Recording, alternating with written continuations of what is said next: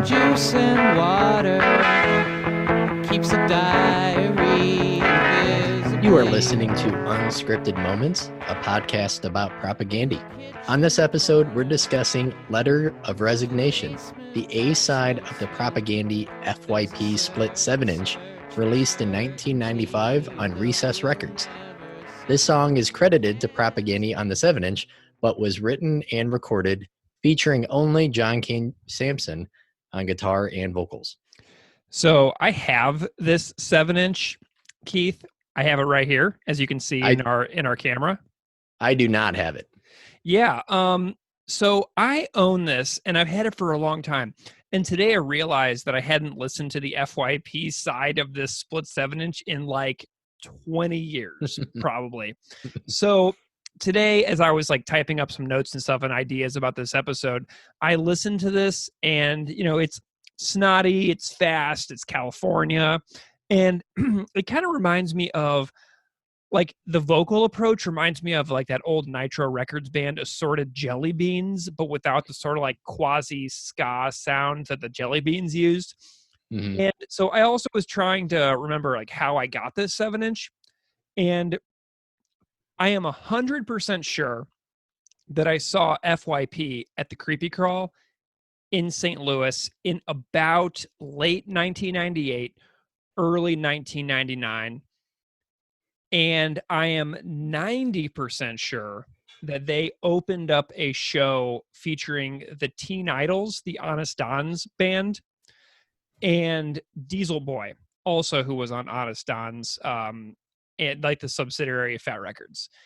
And I could be wrong, but I'm pretty sure the show was sold out, and it happened at the old Creepy Crawl on Tucker Street in St. Louis. And I know I'm like almost 100% sure that I got this 7-inch at that show. And I know for a fact that I bought it pre Today's Empires, Tomorrow's Ashes. And I also was doing some digging, and I found out that Blag Dahlia from the Dwarves produced the FYP side, which is kind of cool. So the 3 FYP tracks are pretty cool. FYP, I think, broke up in about 99 as well, so that I would have seen them maybe on like their last run across the country, possibly. Mm-hmm. But they morphed into another band called Toys That Kill, and Toys That Kill is kind of surfy, and they kind of like remind me of a band called The OCs, who listeners may be aware of. So I put this 7-inch on tonight, and my gosh, the vinyl sounds so bad on this picture disc. It is unbelievable. It might be the worst sounding piece of vinyl I own. Ooh. I own a lot of vinyl, and I think this rivals my bootleg of Tool Enema. I have a bootleg copy of Tool Enema, and it's like utter garbage, complete garbage. I got totally ripped off. But this Propagandhi FYP split 7-inch sounds as bad as that. It pops so bad. But holy smokes, the John K. Samson song on this 7-inch is it's just romantic. I mean, it's lonely as heck, but my gosh, I love listening to it. It's just, the vinyl sounds so bad that it's just garbled and poppy, and the talking narration at the end of the song is just utterly mangled on the vinyl version of the song. You can't even make it out. It's indecipherable. What's actually on the picture disc, the image? I was trying to look on YouTube. Haven't really heard the song until now. So the image on YouTube, I couldn't really make it out. So it's an image of a woman holding a gun and pointing it at somebody, like Pulp Fiction style. It's like the person who took the photo has the camera, like, so they're facing the person holding the gun, but the person holding the gun is holding the gun to the, like, it would be, if you're looking at it from the photographer's point of view, the gun is to the right of where the camera is. So it's like they're aiming the gun somewhere beyond the person taking the photograph. And from the best of my impression, that is what this split 7-inch on the Propagandhi side depicts on the picture side. Yeah, so this song later came out on the Weaker Than's album Fallow, released in 1997 by G7 Welcoming Committee in Canada, and then in 1999 by Subsidy, a Hopeless Records subsidiary, and in Europe by Epitaph Europe in 1999. And if anyone wants to send a copy of the Epitaph Europe to me or Greg, we would not say no. It was re-released on vinyl by Epitaph relatively recently too, in 2011, and the G7 editions of the LP run about $40 to $60 with shipping, and they seem to be coming mostly from Europe and Discogs. Yeah, I was looking at some of those G7 editions on Discogs as well, and you can still get them. So you can find the original 97 pressings for a fairly decent price shipped from a lot of different European countries if you are looking to get it. So Greg, tell me about the guest on this episode. So I'm so pumped about the guest on this episode. Our guest this episode is somebody whose music I admire a lot. His name is Austin Lucas, and he is a fantastic punk rocker who sings the most beautiful country tunes imaginable. Many listeners are probably familiar with Austin's work. He's been around for a long time, but I first heard him when I was following the burgeoning solo work of Chuck Reagan after Hot Water Music went on hiatus. Mm-hmm. And Chuck and Austin collaborated on a record that I found called Bristle Ridge, which I listened to a ton in 2008. And I saw Austin live at the Brixton Windmill when I lived in England when he was supporting his record Somebody Loves You back in 2009. And I recently saw him open up for Face to Face's acoustic tour at the Rec Room here in Buffalo. He sounds freaking amazing, and he's an amazing guitar player. And so, you know, whenever I need music that just exudes beauty, but I still want to use my brain, I put on Austin Lucas's albums. His latest record, which is fantastic, is called Immortal Americans. So when I was thinking outside the box for guests for a podcast about Propagandhi, I was looking through my records and I came across Austin's LPs on my shelves. And I was like, oh, holy smokes, I bet he loves Propagandhi. So I hit him up on Twitter and I asked him if he could talk about a song. And he threw me for a loop a little bit because he told me that he wanted to talk about the song Letter of Resignation from the FYP split. So our conversation started off in an interesting and distinct manner because Austin was out of the country when the COVID-19 pandemic began, and he was in Germany. So he tells the story much better than me, but we talked about him getting stuck abroad during a global pandemic. He talks a lot about watching the US go a different route to how they approached the pandemic compared to what was going on that he was seeing in Europe. We talked a lot about how the handling here seemed to be fraught with conspiracy and seemingly giving equal weight to medical experts and YouTube conspiracy folks. And he just wound up staying in Germany. So he's got a wild story in this conversation. Yeah. And so we talk about life for a while, and then we move into talking a lot about his love of Propagandhi, this 7-inch, his love of the work of John K. Sampson. And so I'm really, really delighted to bring you this chat with singer-songwriter Austin Lucas on the song Letter of Resignation. So let's go to the chat with Austin, and then we'll hit you back after it's over.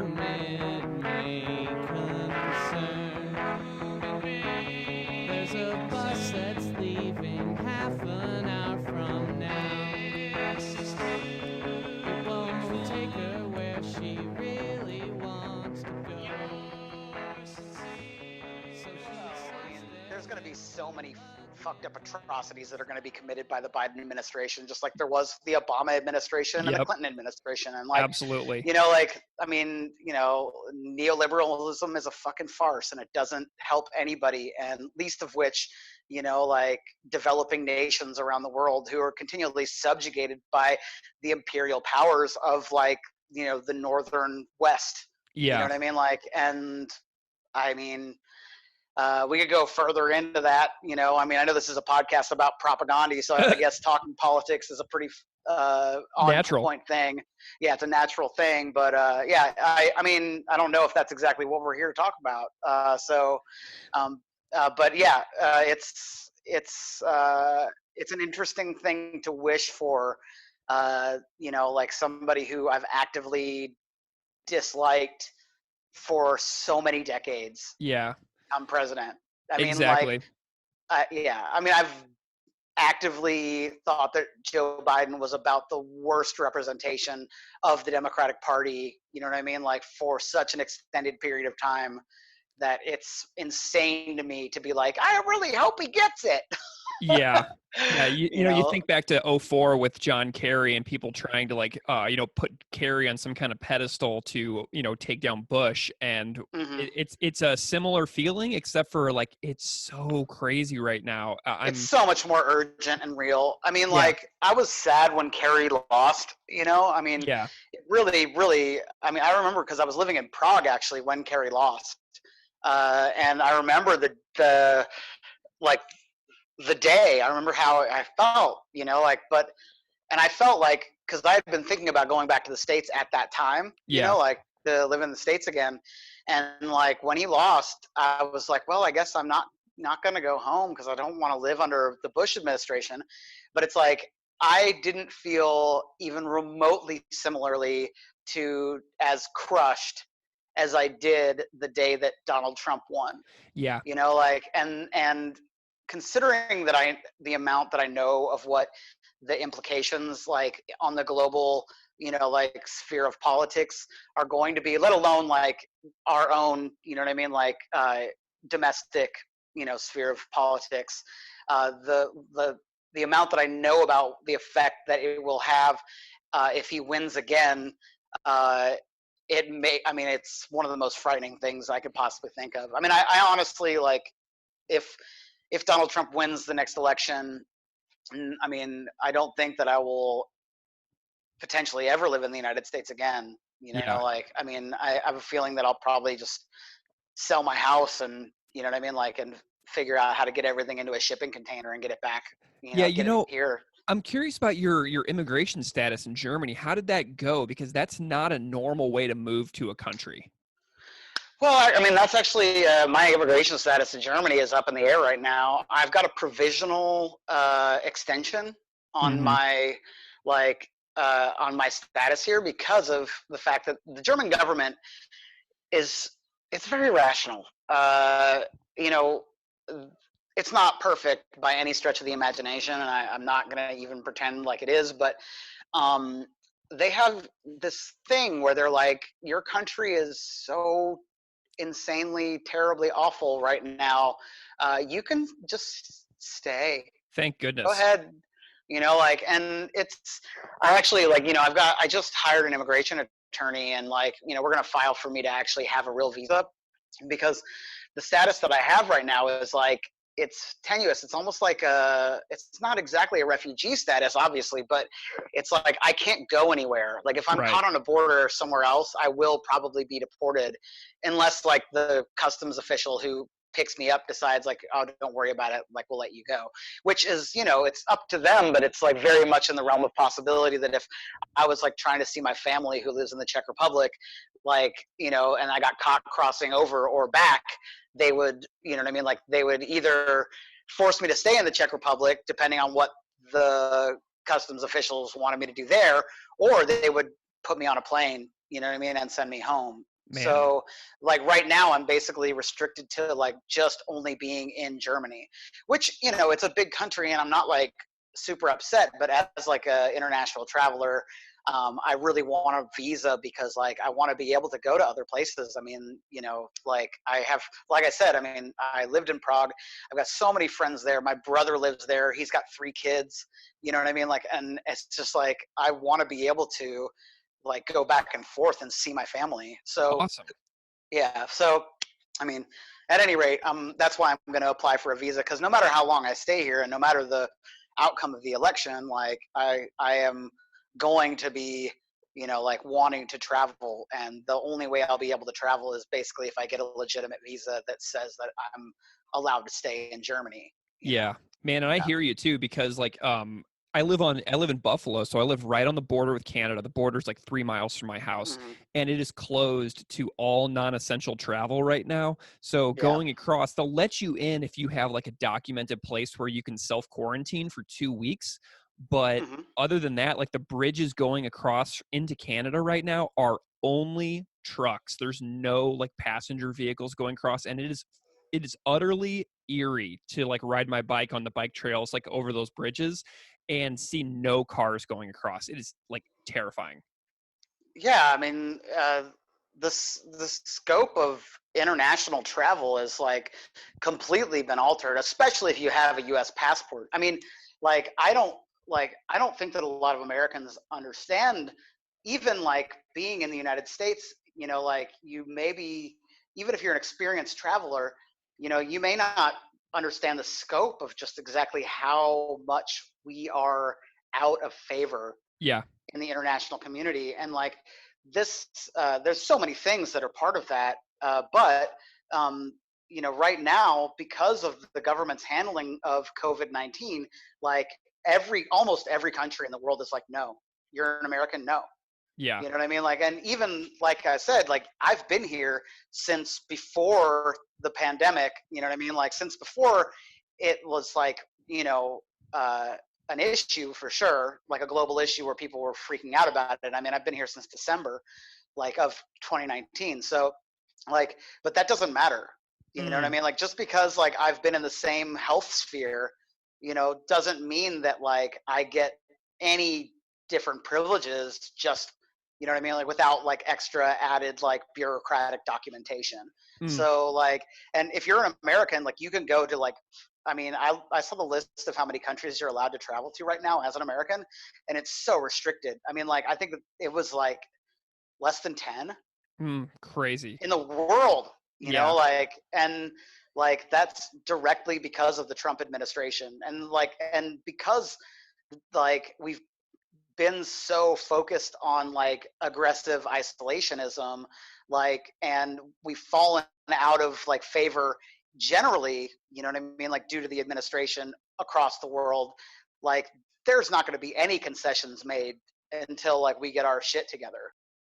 There's not going to be like any avenue basically for us to diplomatically be like, well, come on, what do you think? You know what I mean? Like with almost any country, Yeah. like there's like, they're like, no, get your shit together, America, you fucking asshole. I know, dude. You And know? like, and seeing all the whataboutisms going on over here right now, like people arguing over like masks and arguing that it's a sense of oppression and that America is special in this regard. The sense of American exceptionalism that has poisoned the minds of our fellow Americans into thinking that I am so unique and individual and special that I don't have to do this thing, even when it comes to the greater good.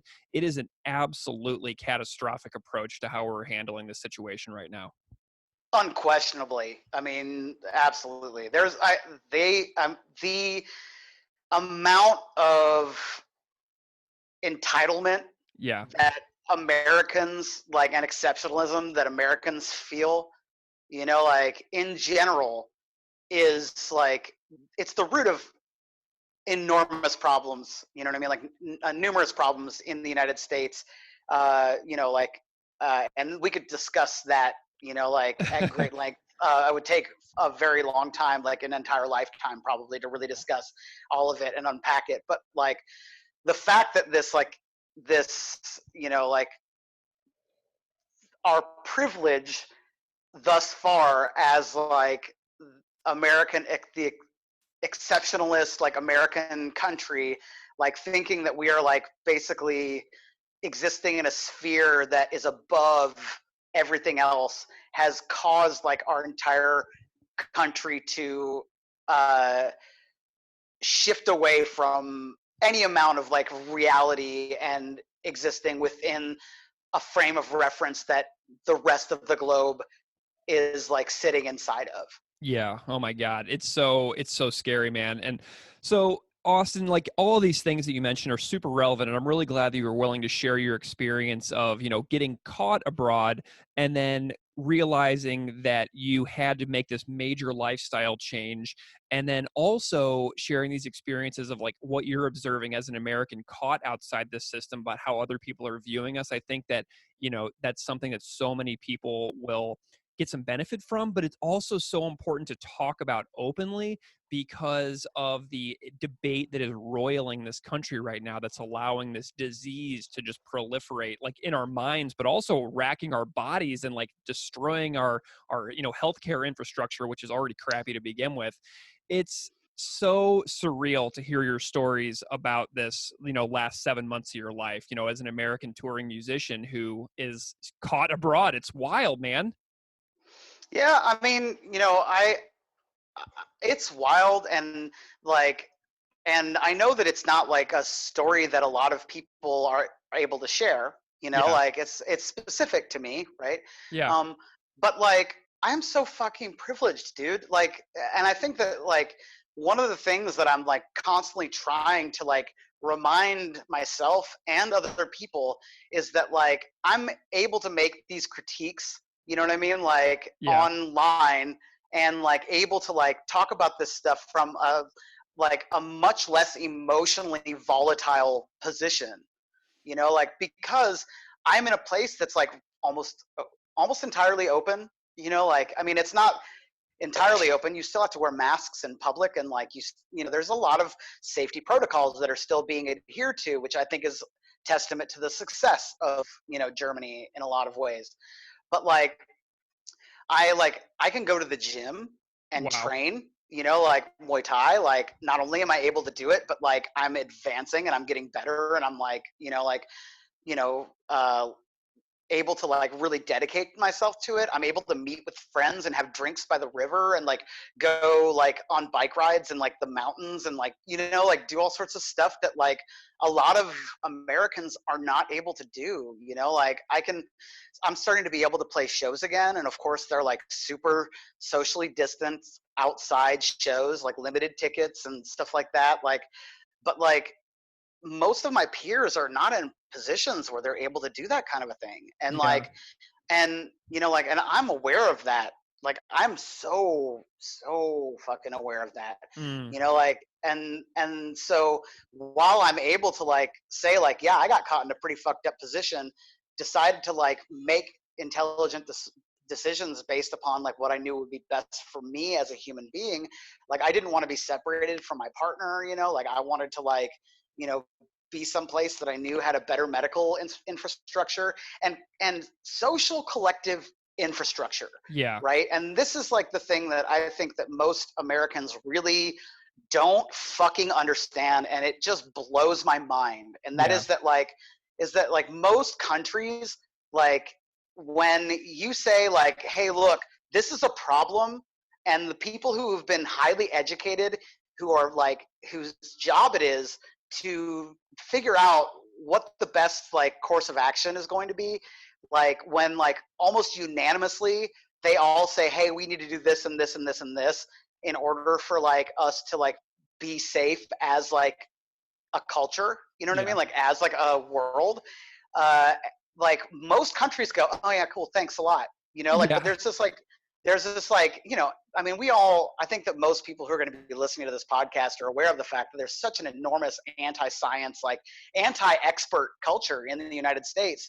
And like, that doesn't exist, anywhere else, Yeah. like Yeah. it's like in most like, like developed countries in the world, like people have a respect for human beings who went to school for years and then practiced the profession for years to be experts in that particular field, and they understand that that person knows more than they do about like whatever this thing is. So when those experts, not even just one of them, but many of them, sometimes hundreds or thousands of them, get together and they say, this is what we figured out, the rest of the world goes, yeah. And Americans go, well, I heard there's a guy who doesn't agree with that, and that's going to really negatively impact like me in this like really small way, so no.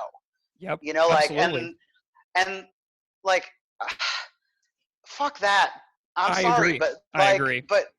I mean, I believe in individual freedoms, and I believe that like human beings have the right to like, you know, do the things that they most want to do, what's in their hearts, but not the thing that hurts someone else. You know what I Absolutely. mean?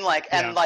And when you're like, the thing I want to do is the thing I want to do, and I don't care if it hurts you, that's when you're crossing into this like line that's unacceptable. And Yeah. Americans, so many Americans don't see that. And we've been indoctrinated not to see that. It's deliberate, and like it's so disheartening and demoralizing to be an American, and especially be an American abroad, and like watch people who used to be like, fuck you Americans, you think you're so great, blah blah blah blah blah, you have no right, and now they're like, oh my god, we feel so sorry for you, like we know, Yes. like it's not your fault, like you've been fucked, you've been just fucked and fucked and fucked, and like, yo, come here, let me give you a hug. Oh wait, no COVID, we can't give you a hug, but like we're Oh so man. sorry.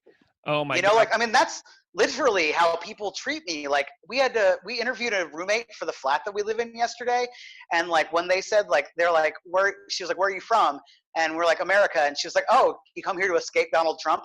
Like Yeah. that's literally the first thing that she said to us, like without even like having to suss out whether or not like, you know what I mean, like I might or might not, like where I would fall on the political spectrum. It's just so ingrained that our country and our government is fucked up that they're just like, you know, she was like, oh yeah, you're, you know, like good for you, you escaped. Yeah. Oh my God.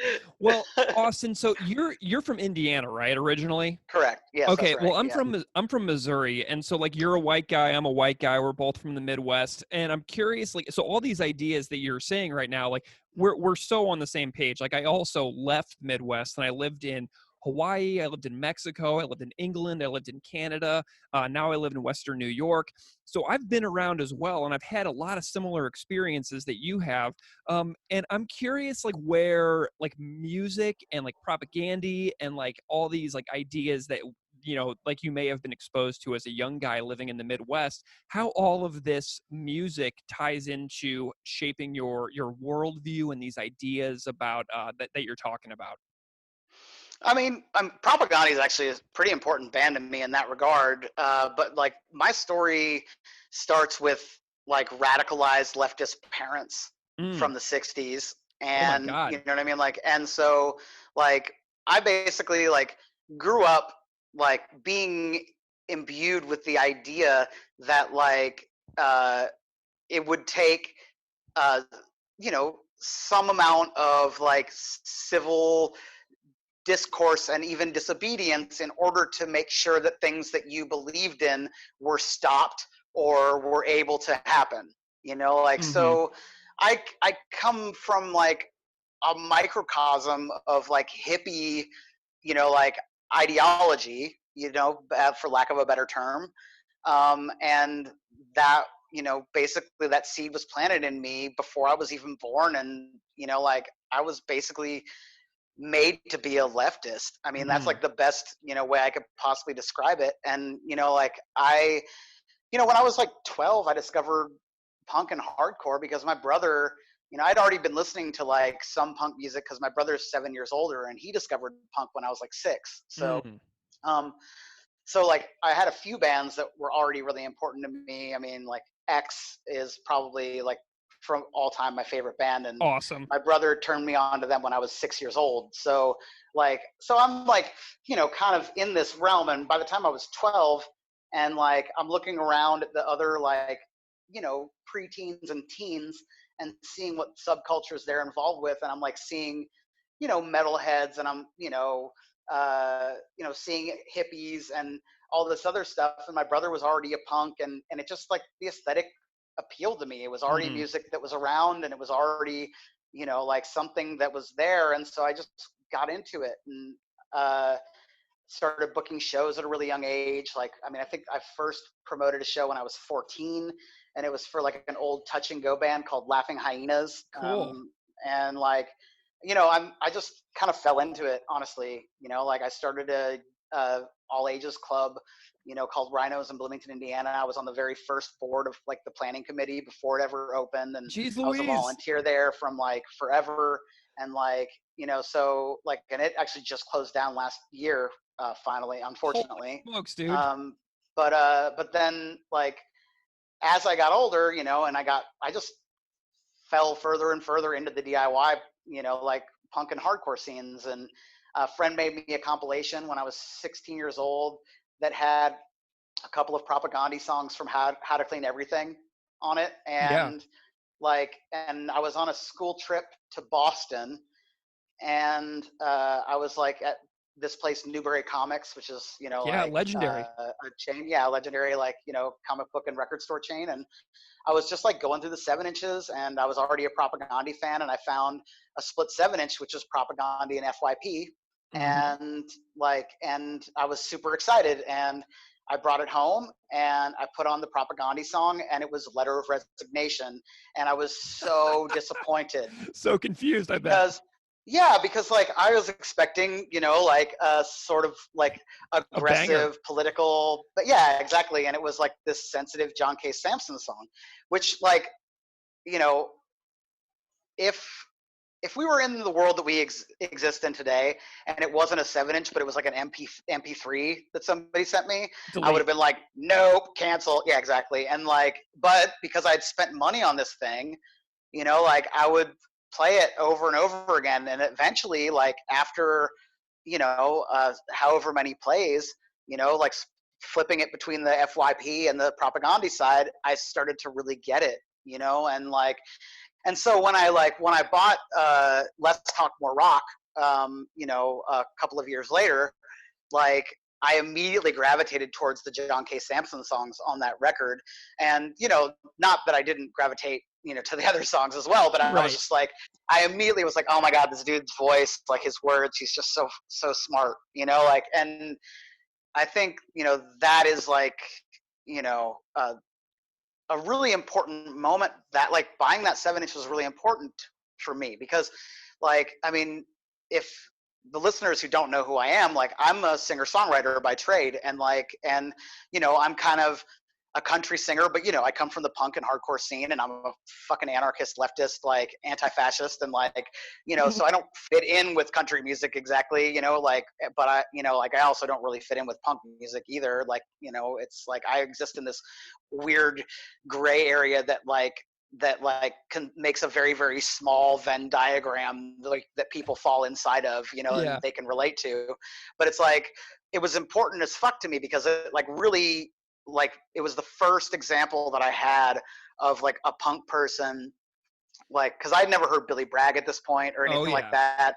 Like it was like the first time I really ever heard a punk person singing a song and telling a story without like drums and like, you know what I mean? Like, and a bass, and like, like not doing it aggressively. And it just like, it brought it all home to me, and it really sunk in. And it like, I think that probably like, cause about that, like that same year that I bought that, I discovered Johnny Cash, I discovered like Hank Williams, I discovered Waylon Jennings, and like Merle Haggard. And like I think that like this, like, and Willie Nelson, really, like this is like, I feel like that was like the gateway drug that made me realize that like I really, really needed like melodic song structure and stories. You know what I mean? Like, and like conversely, I also got further into like crust music and anarcho hardcore, like in that same time period.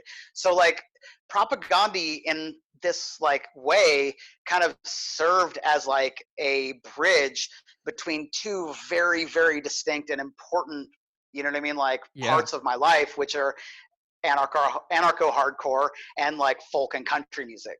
Awesome. Like, so yeah, that's like accidental buying of a 7-inch that I hated the first time I heard it, but ended up becoming one of the most important things I ever bought. So I've seen a little bit on YouTube as well. I know you've covered some John K. Samson. I know you've covered Anchorless, and I know that you have this deep affinity for him. Can you tell me a little bit about your appreciation for John K. Samson in particular? And you can talk about any of his work. Well, I mean, okay, so I actually, I only saw the Weaker Thans play once, and it was with Dashboard Confessional opening. It was in San Francisco at Bottom of the Hill. And like, honestly, like, there's something about, I don't want to say his swagger, you Mm, know, like, but it's like there's something so infinitely relatable to the way that like he presents himself as a human being, and like, uh and there's something about like, you know, I remember because like Dashboard Confessional was literally exploding while that tour was happening, right. and like they were opening up for the Weaker Then, so this is like the booking of the tour, and like I was watching, like, you know, almost half the crowd left after Dashboard Confessional, and I'm not trying to pretend like I wasn't also enjoying Dashboard Confessional, because I Sure.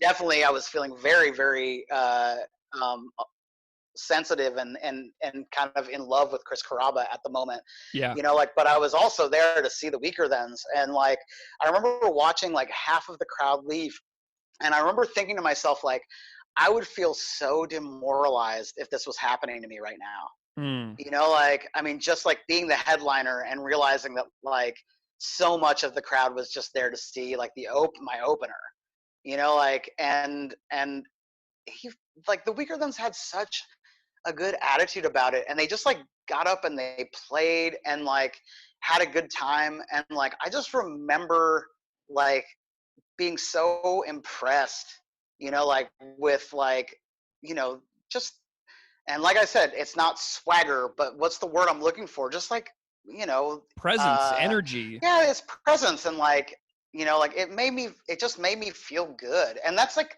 the thing about John K. Sampson that like I think I appreciate the most, is that like he's able to like distill these really, really difficult emotions, and like, and talk about things that like are, could cause somebody to spiral into like a serious, like, you know what I mean, like depressive episode, and Yeah. yet somehow manages to like make it uplift, and Yeah. like that's, you know, like, and I think that that's like a thing that some songwriters who write about these kinds of things aren't able to do, you know, Right. like, and so that's sort of the thing that I appreciate most about John K. Sampson, aside from the fact that he is so hyper literate, and like his, like, you know, his poetry like is just absolutely fantastic, like the way Yeah. that he writes is just like, is so rad. So Do anyway, you there you yeah, go. do you have any favorite like lines in particular from Letter of Resignation that like really just like hit you in the heart? I mean, every line of that song hits me in the heart, Yeah. but like, you know, okay, so I was in high school when I bought that record, right, and the first time I heard it, so like, and I remember like the entire first like portion of the song is probably why I kept coming back to it, because like I became obsessed with this idea of like being able to keep like a secret diary some Mm. way. And although I was not able to figure out how to utilize, because Google wasn't a thing at the time, and like when I tried to like write with lemon juice and water and a dried I mean, I literally actually attempted to fucking make a diary with it, like Awesome. using these, like, you know, uh yeah, using his like, you know, the plan that he laid out in order to do so. I was unsuccessful doing it, but it's like there was something like when you're 16 years old, and like I mean, dude, I've always had really bad anxiety, and Yeah. like I've fought through it, and I'm a naturally very, very like gregarious gregarious and social person. Like I'm a introverted extrovert, you Mhm. know, like Yep, I where am it's like too. yeah, I feel most comfortable when I'm alone, you know what I mean, like or when I'm with people that I'm comfortable with, and I Yeah. would much like, I would rather be around other human beings like almost all the time if possible, but it's like being able to be around other human beings who I feel comfortable with is so difficult. And Yeah. like, and so like in high school I very much like, I mean, you know, I was bullied like throughout all of middle school and through quite a bit of high school, and not necessarily in school so much as like after school, like, you know what I mean, trying to like hang out in like public spaces and stuff like that, Yeah. which, you know, led to me like being a bully probably some as well, because like, you know, sometimes you take on, like when you're dealing with like people who are coming at you with like these like very toxic masculine stereotypes, like sometimes as a defense mechanism. And this is really hard and shitty to admit, but like sometimes it's like if you can't beat them, join them, you know what I mean? Like, and like in order to like not be abused yourself, you end up like being caught in this like cycle of abuse, you know what I mean? Like, Yeah. and like I never like became like the bully stooge, you know what I mean? Like sitting next to some asshole, like just kind of chuckling maniacally while they, you know, beat the crap out of somebody.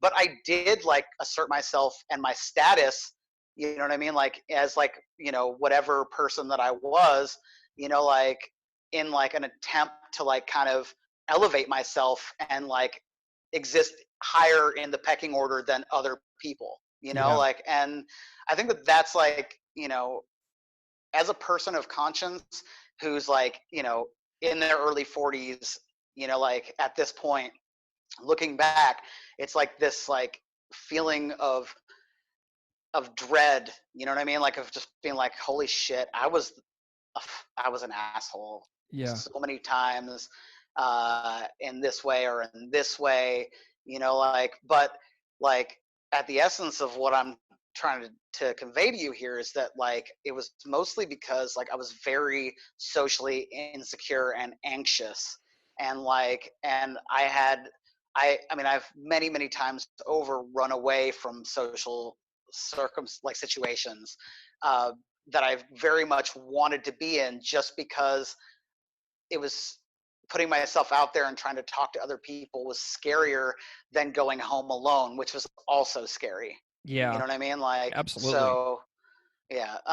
And like, uh, I guess like, man, could you go back and tell me what your question was again? Because like right now, I feel like I've gotten lost in a tangent, and I No, know it's that I was trying to fine. bring it home, but I can't think of what it was. Yeah, any it was just about favorite lines of the song, but what you did is you encapsulated like a larger picture, a larger meaning. Does that Yeah. make sense? Okay. So actually, I totally get it now. Sorry, I'm back. I'm back. All right. Okay. So, um, like this idea that I would have some sort of way to share my deepest and darkest like insecurities and secrets, that and to make sure that nobody would ever see them, you know what I mean? Like Mm, fears of like, you know, of like being queer, and fears of like, you know, being like an other. I mean, I felt like an alien almost all of my life, and I felt like, you know, I was a alien masquerading around as a human being, like, and that people were going to figure it out and like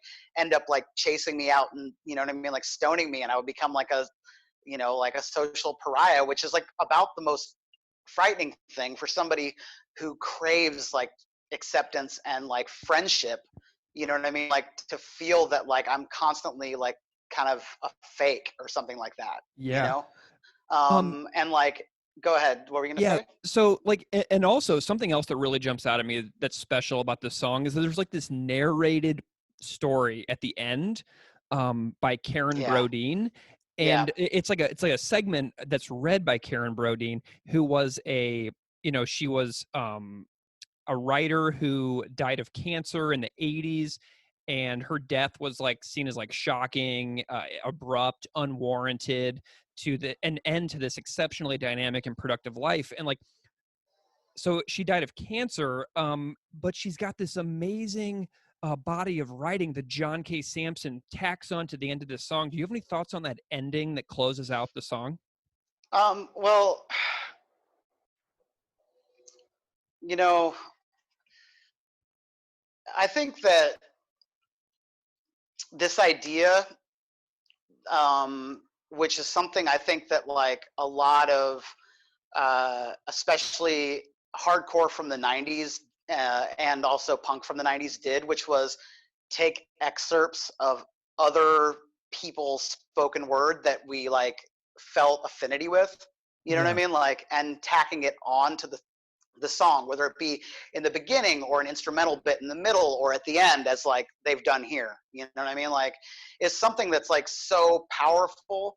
And I feel like I don't see it as often, but I feel like it in a lot of ways like passes the mic, you know what I mean, like to somebody else who you feel like was able to like encapsulate something that you're trying to like get to, but you know that you're not going to be able to uh like to put it forth nearly as eloquently and succinctly, you know, as that Sure. other person did, or as like this, even a one-line excerpt from a freaking movie, you know what I Yeah. mean? Like can sometimes like act as like a very important punctuation mark in like especially a political punk song, Yeah. you know, like, and this whole entire thing, I mean, everything, like once I started to like relate to this song, and I especially started to relate to it because of the first, like, you know, the first verse, which is like, you know, this, like I said, this idea that like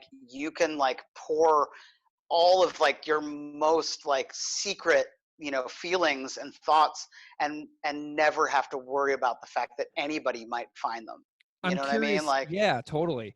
I'm also curious about your thoughts on the Propagandhi split 7-inch version to the version the Weaker Thans did for their first LP, on Fallow. Fallow. Yeah, Yeah. tell me about the comparison between these two for you. Oh well. Okay. So I don't like it as much on Fallow, and you know, honestly, the first time that we hear any song, the way that it's presented is probably going to be the way that we like the most, Yeah, right?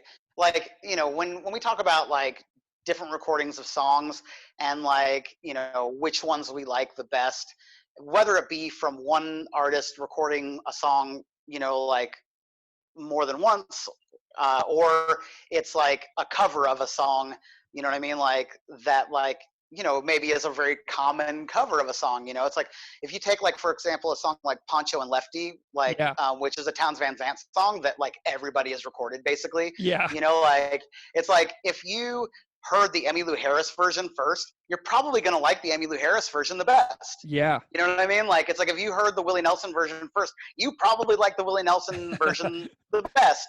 You know, like just like if you've heard the like, you know, like the studio recorded version of Towns Van Zandt's version that's like very well produced first, you probably like that one the best. But if you've heard the one that's just him and an acoustic guitar, you know what I mean, like live at the Old Quarter or whatever, you know what I mean, like first, and it's just like him playing it, you know, like super sparse, and like, you know, it's him and his guitar, you're probably never going to like any of the other versions of it, you know what I mean, like, and like in the same way that you like that version, Yeah. you know, like, so like bringing that forward, when I hear the version on Fallow, I like it. It's got all the words that I like, that I Yep. know. It's a great song, but it's like like the backbeat and stuff like that, like, and the way that it's like presented, it's just, it's too, you know, like it's too up tempo and light for Mhm. me, because I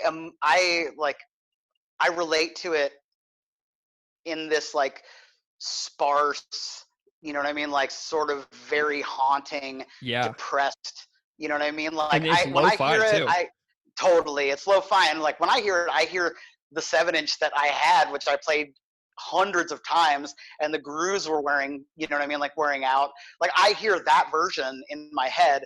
And so when I hear like, you know, like the version on Fallow, and I went back and I listened to like both versions, you know, in preparation for this, and like, and I was just like, yeah, this version's good, it's fine, you know Yeah. what I mean, like, and if I had heard this version first, I probably would have appreciated this version, you know, like way more than I do. And I remember like a lot of the songs on Fallow are fantastic, but the songs that were already on Propagandhi records, you know, like Yeah. for example, this one and Anchorless, like they just, they didn't do it for me in the way that the originals that I had already familiar with did.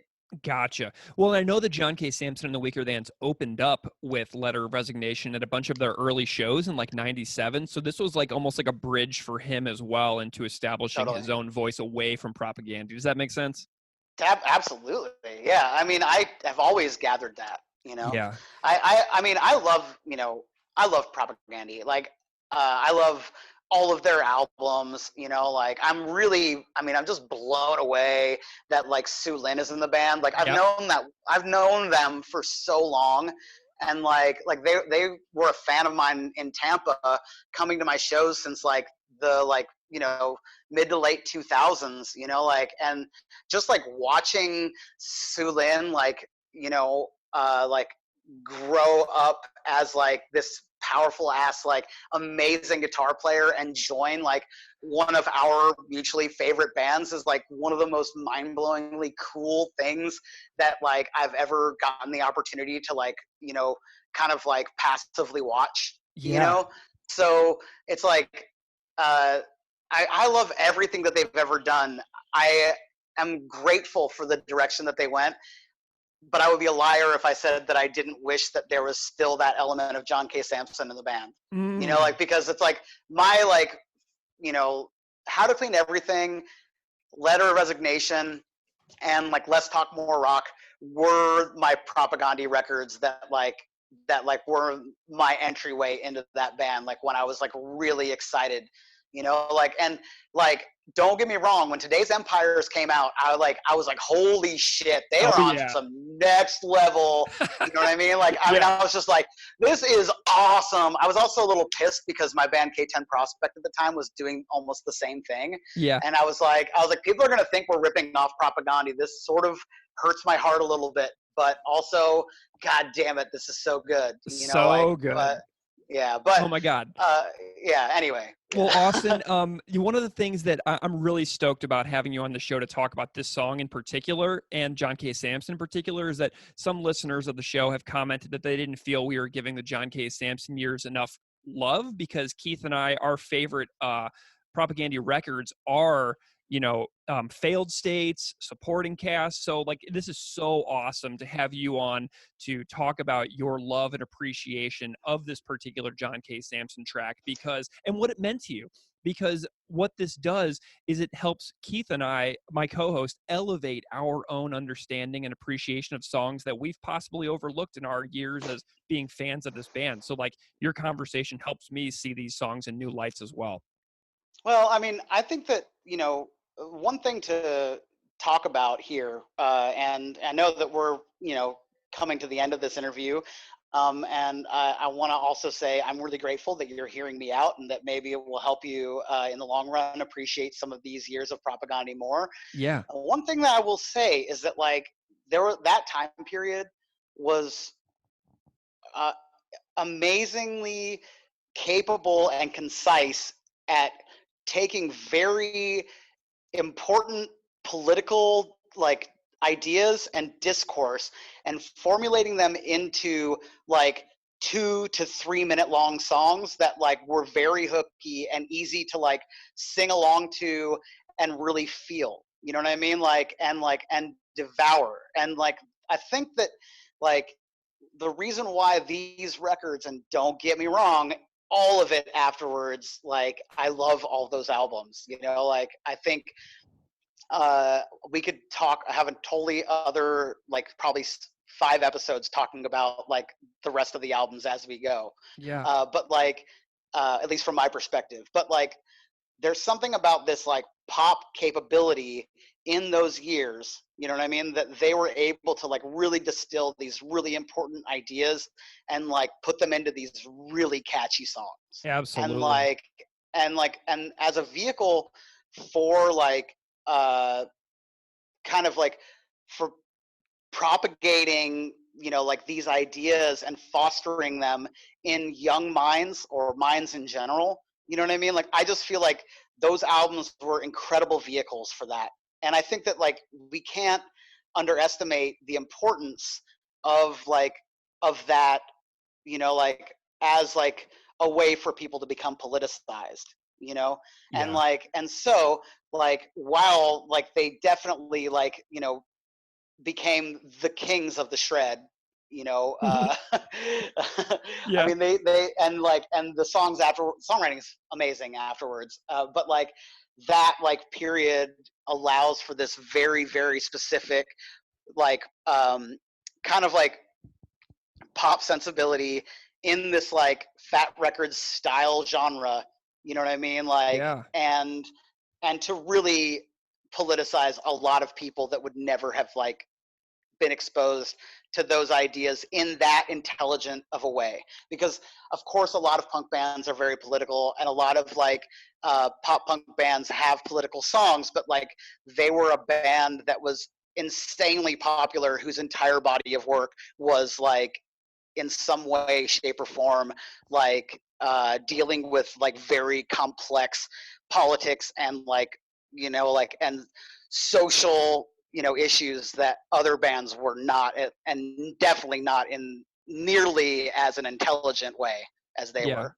Well, you just hit the nail on the head as far as describing my own experience, as far as like coming to appreciate ideas within how the world can be. And Propagandhi, you know, Bad Religion, these were bands that taught me so much more than I ever remember sitting in a desk in like my public middle schools. You know what I mean?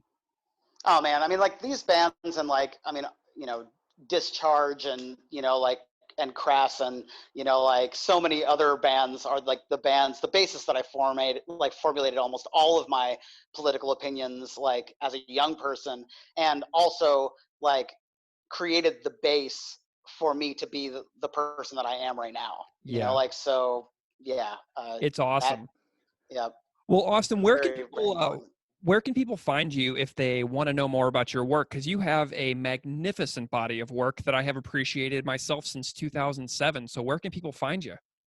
I mean, austinlucas.com. And if you want to hang out with me on the Facebook, it's just /Austin Lucas Music. It's the same at Instagram, and on Twitter, I'm Austin Lucas IND. And, you know, like you can find me on any streaming service known to man, pretty much. Known to, you know, like on the known world, I should say, actually. Yeah. I apologize. Like, so yeah, if you're interested, all you got to do is go to your favorite search engine and write Austin Lucas, and you will find many things. And I hope that you will come and say hi to me, because I do very much like to interact with folks on the internet. Awesome. Well, and I'm on your merch store here on your website right now, and I can see LPs available for No One Is Immortal, Between the Moon and Me, and Between the Moon and the Midwest, and more. So everybody should go and, you know, snag those records too, because they're fantastic. Yeah, I would love that. I'm always down for folks snagging my records. Awesome. But you know, even if not, you know, I'm also not against people illegally bootlegging my stuff. You rock, dude. That's awesome. I come from the old guard. You know, the way I look at it is like, if you listen to me anywhere, you know, like hopefully eventually you'll decide that you want to come see a show, and maybe you'll buy merch there. If not, you know, if not, it's fine. Also, you can just passively listen to me on shuffle with many other artists, and I'm still very appreciative. I'm just glad if folks are hanging out and paying attention to what I'm doing at all. So. Well, Austin, thanks for coming on and talk about the world, your current life, your love of Letter of Resignation by Propagandhi and John K. Samson. It's just been a delight talking to you today. It's been just so much fun. Likewise, thanks so much for having me. I really appreciate it. Statement of another dying afternoon. She says she's leaving so long to 10-hour shifts and faking sin. Hey, Mikey Elfers here from that'sgoodenough.me.com and the band Thirst Things First. Drink oil. I'm here to talk about what Letter of Resignation means to me as a fan of Propagandhi. And, you know, I got to say, it was the first bare bones song that I ever heard from the band. And to me, in a lot of ways, I like to consider it, I know that it probably isn't, but I like to consider it the last John Samson song of the Propagandhi discography, because it's absolutely perfect. It fits in the aesthetic of the band's history. But it also just seems like kind of a final chapter of that sound, of the John Samson sound of Propagandhi, opening the floodgates for the fucking brutal, awesome band that they would later become. So, song means a ton to me. Listened to it a million times. And, yeah, it's definitely in my top 3 Propagandhi songs of all time. Hell yeah.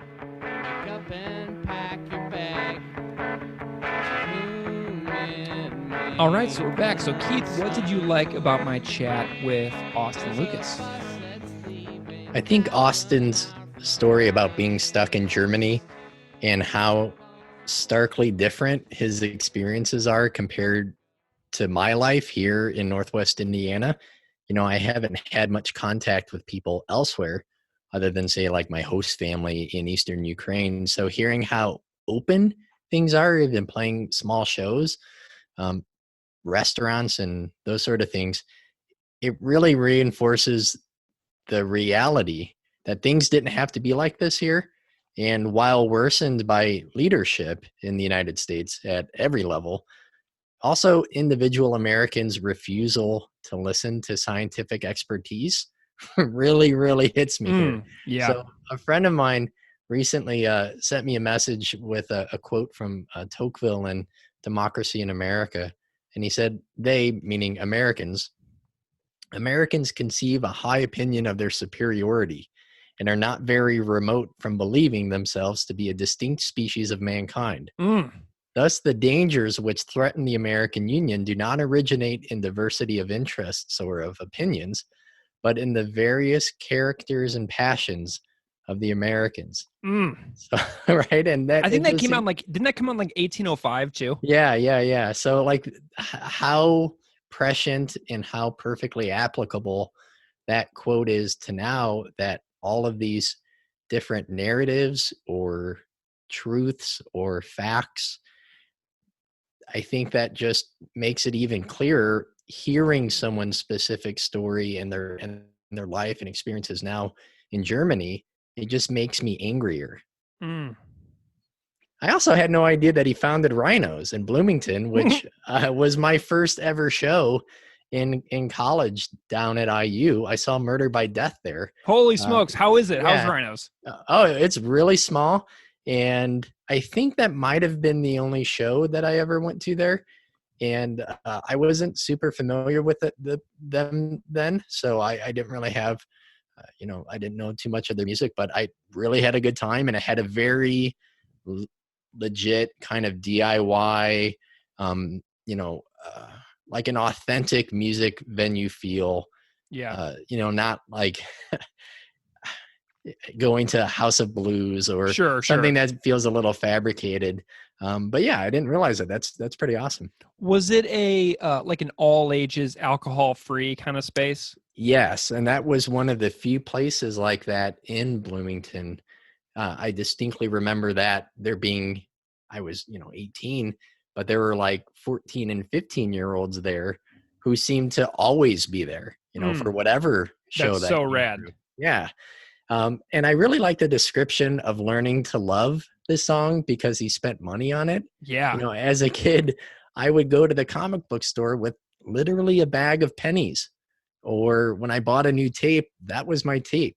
And if I saved up my lunch money for the week to buy a new CD, well, that was it. Like that was my new CD. I absorbed it. I read the liner notes. I read the lyrics. And until maybe a few weeks or months later. But now for me, music is so saturated and disposable. I'll go and look and read a music review and click the Bandcamp or the YouTube link. And after 10 or 15 seconds, I already click stop and I write a band off after such a short period of time and I never come back.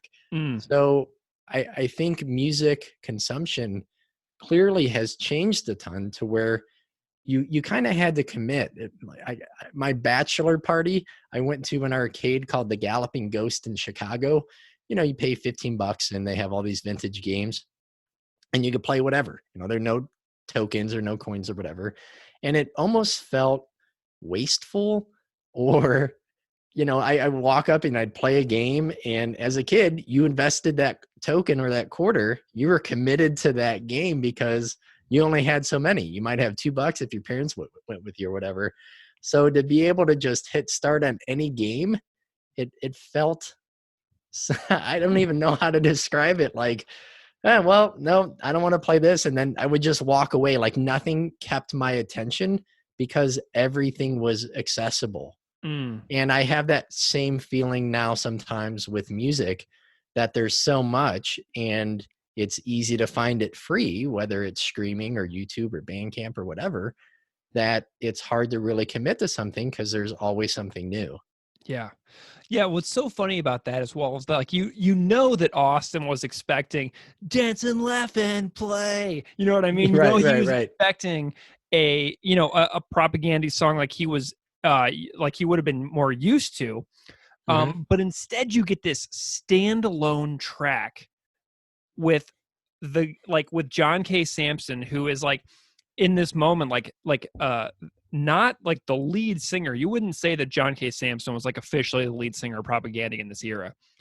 And so to spend money on this 7-inch and to put it on expecting probably something like Anti-Manifesto, and to get this sparse song with just a guitar in like obviously a bedroom, Yeah. that would have been like a massive shock. And it was for me as well, because when I bought this 7-inch, I had Less Talk More Rock and How to Clean Everything by this point, and I put Mhm. it on and I was like, what in the heck is this, man? I was furious. I totally remember just being like so disappointed because I wanted the Fat Wreck sound.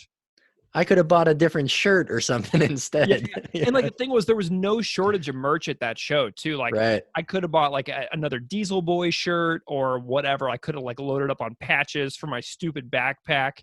But I didn't. I bought this 7-inch, but I think it was only like $3. I mean, it was Oh, like wow. nothing. Yeah. And So I think what Austin said about John K. Sampson's ability to make heavy topics of uplifting, especially contrasting so much with, Chris and Todd's songs, which bear this sense of hopelessness so much. There's really nothing you could do. I think maybe that about John K. Sampson songs, I'm only recently starting to recognize. So it's kind of like coming back to this band, or not coming back to the band is finding some of these songs or hearing it for the first time as if it was, 1996 or 1997. yeah, yeah. And this the past couple of weeks, as you know, I've been, and as our Twitter followers know probably, I've been on like a John K. Sampson tear. Mhm. Because of his new fantasy baseball single that he put out, which just gutted me like a dead fish in my house. And after I heard that song, I couldn't help but go back and listen to Left and Leaving, Reunion Tour. I listened to their Live at Cummings Theater or whatever it was called, their live record. And so I've been really enjoying John K. Sampson lately, which has been an absolute delight because I find that the John K. Sampson listening experience when I'm going on 37 is so much more satisfying Mhm. than when I Mhm. was like 19. You know what I mean? Yeah. Yeah, for sure. I don't think if I heard this in my early 20s, I would have, thought much of it other than an occasional play, or if this song was actually on a full length, it would probably be one that I skip. But making myself listen to it, not that I bought it, but to prepare for this episode, I started to recognize things about or traits in his songwriting skills that I've definitely overlooked. Absolutely. So, should we dive into the lyrics Yeah. to see what this song has to offer? Um, so, what are some of your favorite lines that jump out at you? Because this is full of just brilliant and vivid imagery that Mhm. I know that you loved a lot because because I just think you probably will. Yeah, my first reaction, I think, listening to this is that it honestly reminds me a lot of the emotions evoked by like a Todd song. Mm, Like there's so many of his songs written about people just hitting bottom yeah, at the end of the rope. They're ignored and they're broken, and everyone around them is indifferent. Dark Matters, Incalculable Effects, and Pending Half Head, like those songs come to mind.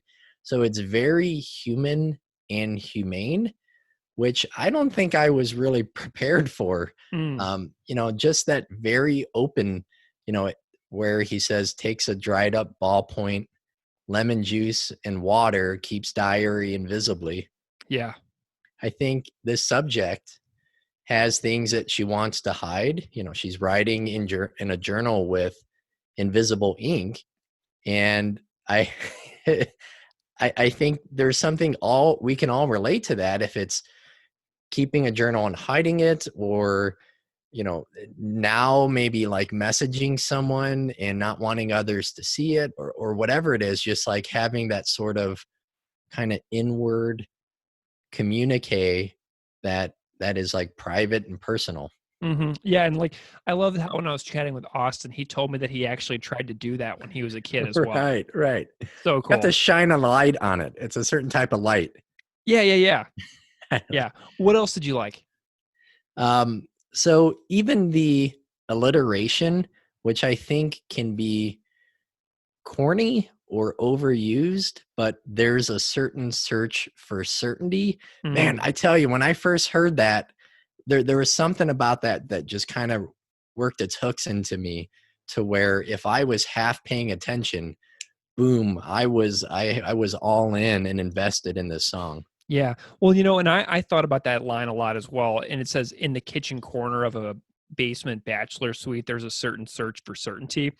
And so, Propagandhi and John K. Sampson and the other guys in the band are from, they live in Manitoba. And the next province to the west in Canada is Saskatchewan. And I lived in Saskatchewan from 2009 to 2011. And I had a particularly hard time when I lived in Saskatchewan, in Saskatoon, for the first few months, because I had moved there with a partner. We were like going there so she could be closer to her family. And then we get there, and I had betted my like life situation on going there. And it became painfully obvious to me when I got there that I had gone there for the wrong reason, because I knew in my heart that situation wasn't going to work out. So like 6 weeks into living in Saskatoon, I found myself moving out of the apartment that we had rented, and I moved into a basement of a house across town. And so I had some flashbacks to like being in that basement suite in this song. And it was one of those times where I had no idea what the heck I was doing, but I was doing something I knew I had to do to stay the course on. Yeah. And the next line that comes to mind is, there's a bus that's leaving half an hour from now. It won't take her where she really wants to go. So she just sits there with her luggage at her side. That's such a powerful visual to me, like a scene in a movie where someone repeatedly packs a bag and maybe goes somewhere trying to convince themselves to leave, but they never really do. And I don't know if in this song she can't go where she wants to because that place doesn't exist anymore, if it's the childhood home mentioned, or to me, maybe a time in history when people weren't ground down to nothing just to be able to scrape by. I mean, I get this feeling of someone who's worked and they have this routine and they have this schedule, but they have barely enough to survive. And right now, with everything economically happening around the world, that really seems to kind of connect with me, and me definitely feeling fortunate that I don't have those concerns right now as an educator, right? I'm not out of work. But with just statistics that have been kind of burned into my brain, that nowhere in America can a full-time minimum wage worker afford a 2-bedroom apartment. Or, in 2019, 40% of Americans wouldn't be able to cover a $400 emergency, which of course is going to be exacerbated now by COVID. That I get these feelings, or like these visuals of a person who has given her all to get so little in return and has kind of given up. Yeah, it's life is so incredibly harsh for so many of us. And I was thinking about that line as well, and I had I had a far more selfish reaction to it, which now I feel badly about even sharing because No, now it's I'm all. now I'm visualizing this everything you just said, and it's making me extremely sad. But the line, there's a bus that's leaving half an hour from now. It won't take her where she really wants to go. So she sits there with her luggage at her side in the empty stations of our empty lives. Wow. It's What a line. It's so perfect. John K. Sampson is a master. It's just amazing. So, this makes me feel so much nostalgia because since I've been, since I was 18, I went from St. Louis, Missouri to Columbia, Missouri, back to St. Louis, back to Columbia. Then I moved to the North Shore of Oahu in Hawaii. And then I moved to northern Mexico. And then I went from northern Mexico to Saskatchewan, and then from Saskatchewan to London, and then from London back to Saskatchewan. And then from Saskatchewan back to Columbia, Missouri, and then from Columbia, Missouri to Buffalo, New York. And so I'm that person sitting with all that luggage, and I have so much nostalgia for so many of the places that I've been in the last 15 or 20 years, and I almost feel like no deep sense of connection to any one place. Like, I don't really know where I want to go. Does that make sense? Yeah. So like, so much inside me feels so empty because I feel so ungrounded, so unrooted in so many ways. And do I really want to, flee back to any certain place? Like, not really, but like, I'm like, that doesn't make me feel good, you know? So this song, that's kind of what it makes me think about certain experiences in my own life of things that I've, ran from, etc. Yeah. And then the other line about take a broken bottle, take a rafter beam, or take a needle and a tarnished spoon. To me, this hints at perhaps self-harm, addiction, depression, possibly suicide, or maybe even a combination of those things as a result of feeling ignored, feeling worthless, feeling tired of living hand to mouth, paycheck to paycheck. Yeah. I got one more.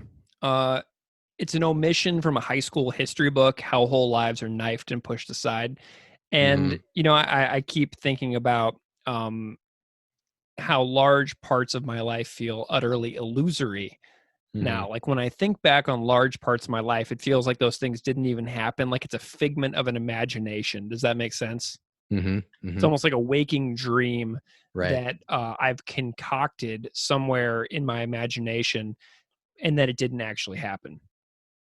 Yeah. And then toward the very end of John K. Sampson's lyrics, where it says, so long to 10-hour shifts and faking sympathies, farewell to piles of bills, unpaid utilities, all rolled up and unfurled like a flag. Wake up and pack your bag. I think that's just such a dark but beautiful visual. I think the flag imagery in part is showing what's happening to this woman, but it's also happening to the country as a whole.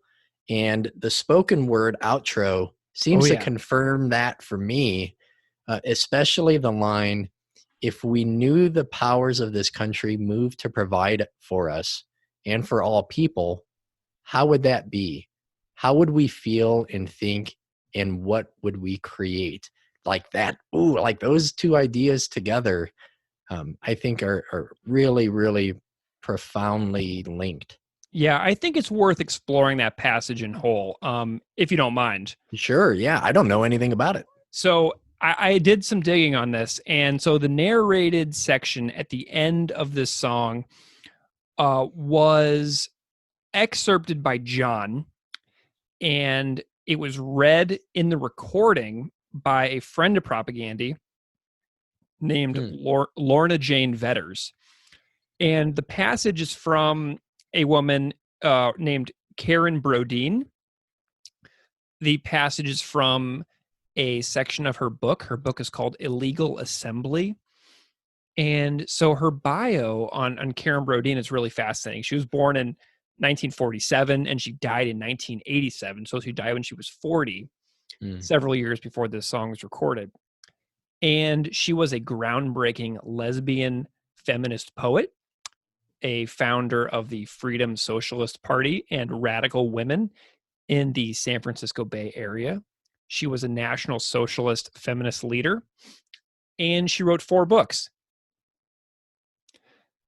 So she also died of cancer in October of 1987, and her death was from people who knew her.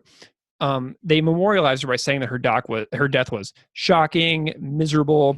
It was an abrupt and unwarranted end to an exceptionally dynamic and productive life. And they also say that Karen's death was unnecessary.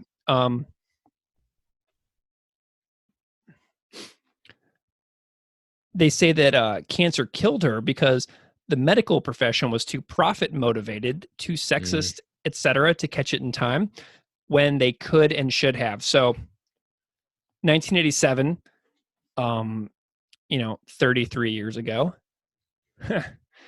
And that sounds like it could happen right this very second today in the United States. Still, we're no better than 1987. Yeah, not much has changed, right? Yeah. So the recitation says, it's like being sick all the time. I think coming home from work sick in that low grade, continuous way that makes you forget what it's like to be well. We have never in our lives known what it is to be well. What if I were coming home, I think, from doing work that I loved, and that was for us all? What if I looked at the houses and the air and the streets, knowing they were in accord, not set against us? What if we knew the powers of this country moved to provide for us and for all people? How would that be? How would we feel and think? And what would we create? Yeah, it's beautiful. Yeah, it's utterly beautiful. And my vision for the future, me personally, just speaking for myself, is in such stark contrast with the trajectory we seem to be facing as a nation. And, as a teacher, I've gone to work for years feeling like I was doing work that was meant for us all, like what this quote is telling us to do. To me, the purpose of life is to learn and to love. That is my purpose. But it seems there were roadblocks put up to wellness in this country, just wellness in general, bad access to doctors, inaccessible mental health services, terrible public transportation, gouging landlords, men who would almost run over people on their bikes with their F-250s. We're stuck in like a rage and selfishness simulator. And I'm so glad that John included this narration on the song. Yeah, I think that it reiterates the feeling of being born into or raised in a system that is so against us in pretty much every way that there seems to be no exit. There's no way out. Yeah, and I have the picture disc of this 7-inch, and I don't have any liner notes, but I heard the 7-inch liner notes for the other version also said that they used this quote from Brodeen without permission, but with much respect, which is super rad. Yeah. But that might also be why this narration was cut from the Weaker Thans version later on. But, I was thinking about that quote, and I was thinking about how it is completely prescient today. Mm-hmm. You know what I mean? And I was thinking, like, what does it remind me of? And I was thinking about all the things I've read the last few months. And I remembered an article that really struck me that I went back and dug up. And I found it in the Washington Post, and it's called "How Can a Heart Last Like This?" And it was about having coronavirus, the COVID-19 pandemic virus. And I mean, just listen to this quote for a second. Are you better yet? Why aren't you better yet? I don't know. I don't know anything. My brain keeps racing with unanswered questions. Are my lungs scarred? Is my heart damaged? Can I get sick again? Will I be hiking the Adirondacks this summer or lugging this oxygen tank from the den to the bathroom for the rest of my life? I hate this virus. It's been 2 months of uncertainty, and I don't think I can take any more. Why are my legs burning? Why is my skin so hot? I need answers. I need help. Wow. Couldn't that just totally stand in to this song in the exact way that Karen Brodine's quote did? No, I totally get the connection you made with it. That makes a lot of sense. Yeah, I mean, so anyway, it's just got me thinking about the ways that we tend to lack care for each other in so many ways in our society. So anyway, those are some of my thoughts on some of the lyrics and the passages within the song. Let's talk about the music then. Heck yeah. What'd you think about the Propagandhi version to start with? So to say that the music in this is minimalist, I think is an understatement.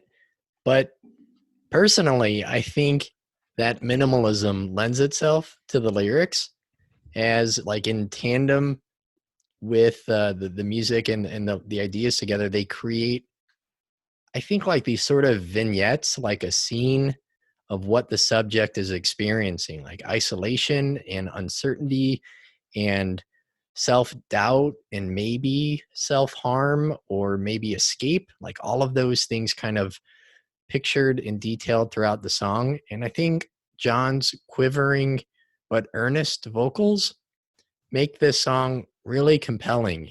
And because the song is so stripped down, I think it really makes the story and the tone effective as a result. Yeah, I really like that this is like a demo for John's grand plans. You know what I mean? Like, I feel like this is such an appropriate roadmap for what John would go on to do so well for so many years in the Weaker Thans.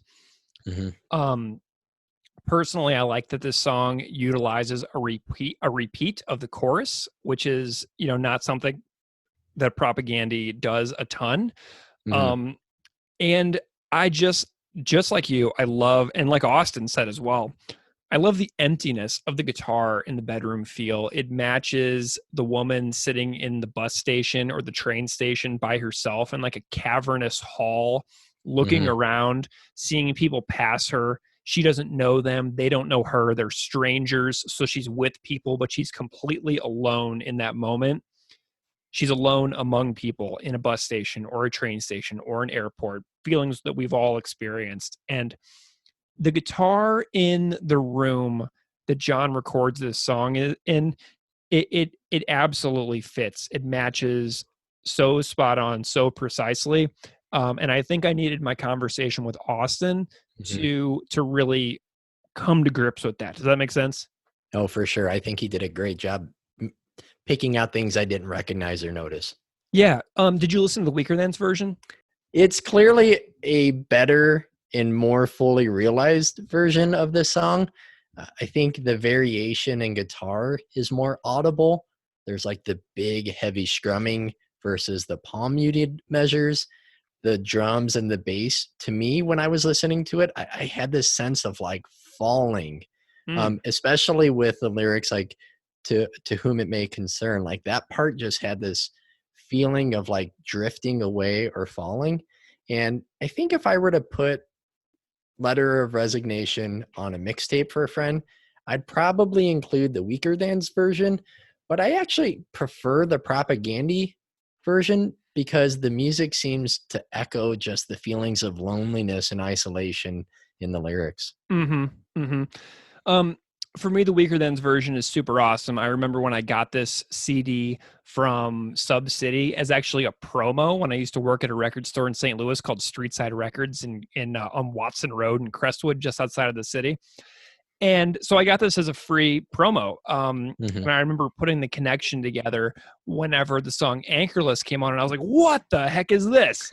And so that was how I discovered the Weaker Thans in a free CD promo package from Hopeless Records. And I got some other stuff in that package too. I think I may have gotten a 15 CD, an Against All Authority CD, and also maybe a Thrice CD. I can't really remember when Illusion of Safety came out.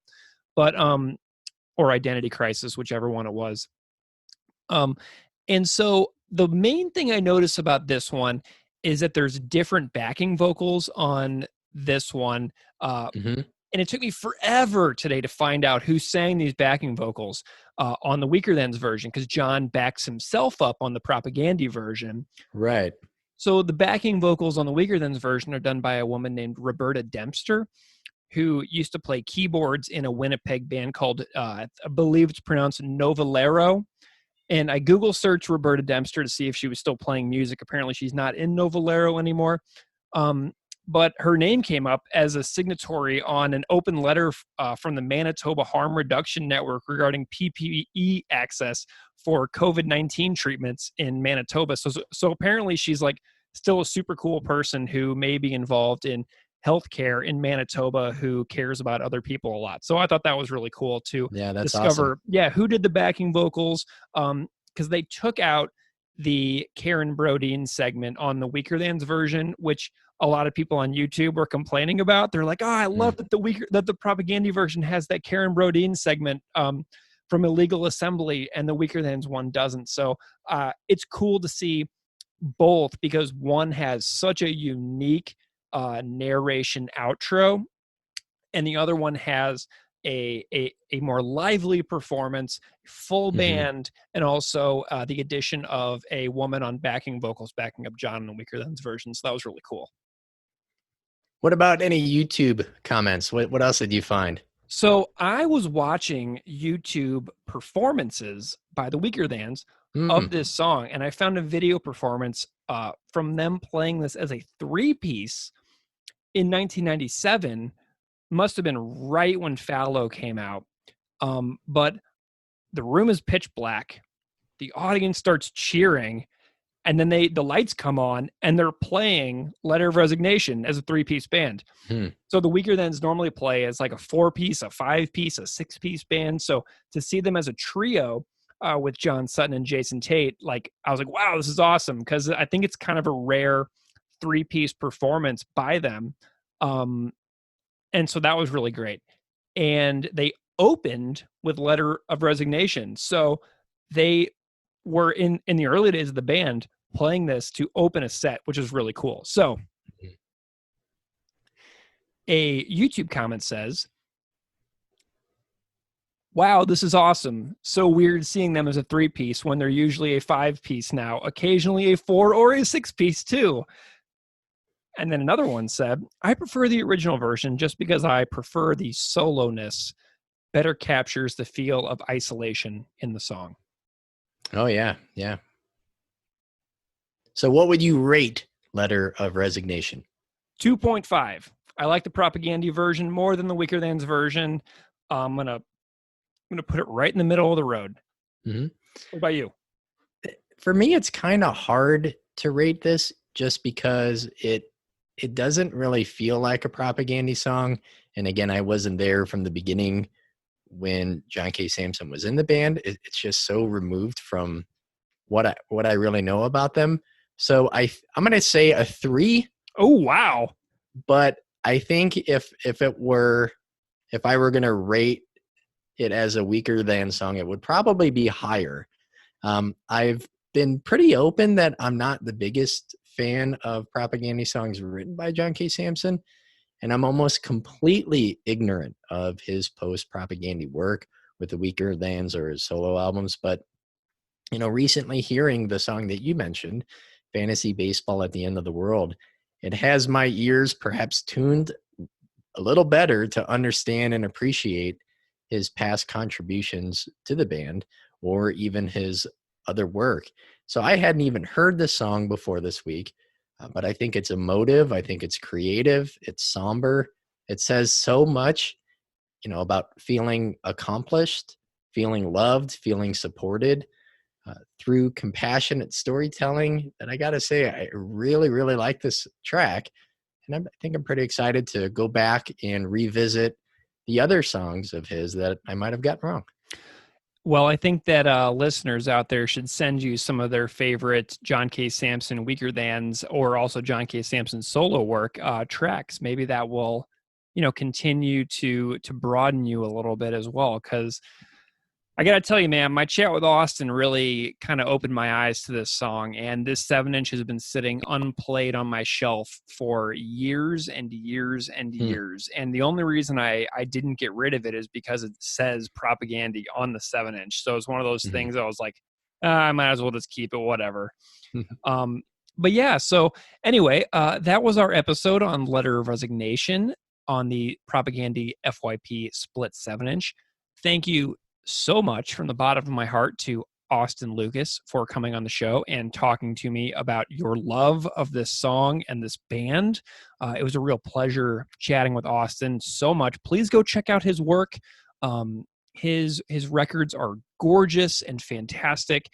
And I'll put links to his Instagram and his website in the show notes. If you want to get in touch with us, you can find us on Twitter at PropagandhiPod. You can find us on Instagram at PropagandhiPod. Lately, Keith and I have had a lot of fun doing some evening vinyl playlists in the Twitter. So hit us up there if you want to chat. You can shoot us an email at propagandhipod@gmail.com. And we thank you so much for listening to each and every episode. We are very grateful for the response to this show thus far. Thank you so much for listening, and we'll see you next time. Unscripted Moments, a podcast about Propagandhi, is created, hosted, and produced by Keith Goff and Greg Soden. Musical clips on this show are composed and performed by Propagandhi. Artwork on the show is by Justin Santora, who can be reached at justinsantora.com. You can find us on Twitter at PropagandhiPod and on Instagram at PropagandhiPod.